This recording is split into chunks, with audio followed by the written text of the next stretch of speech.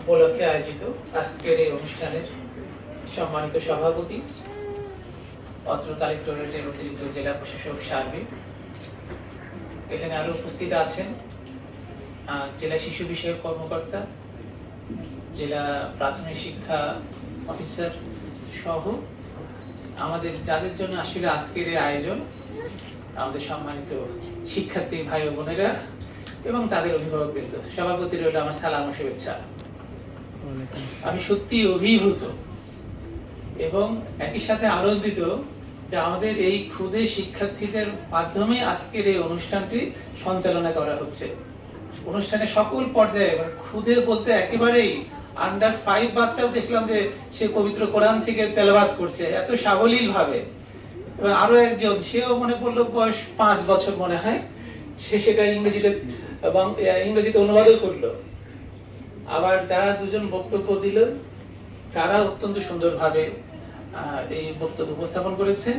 আসলে আমি নিজেই তাদের পর্যায়ে এই ছোটবেলায় আমার এত ভালো অভিজ্ঞতা ছিল না যে সুন্দরভাবে তারা এখানে পরিবেশনা করলো। তো তাদের বক্তব্য থেকে আমি জানলাম যে শিশুদের কি কি অধিকার আছে। তারা অনেকগুলি অধিকারের কথা এখানে বলেছে। এই অধিকারগুলি নিশ্চিত করার দায়িত্ব আমাদের, সমাজের, রাষ্ট্রের, সবার।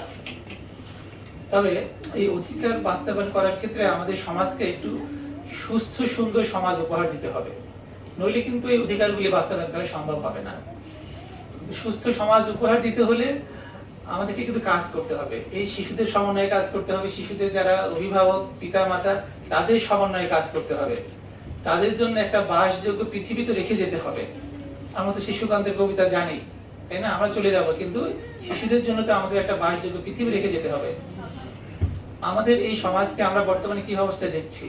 এই সমাজে আসলে কি সুস্থভাবে বাস করার মতো পরিবেশ আছে? আমাদের এখানে মাদকের প্রকোপ আছে, আমাদের এখানে অন্যায়, অত্যাচার, অপব্যবহার, এই সকলগুলি আছে।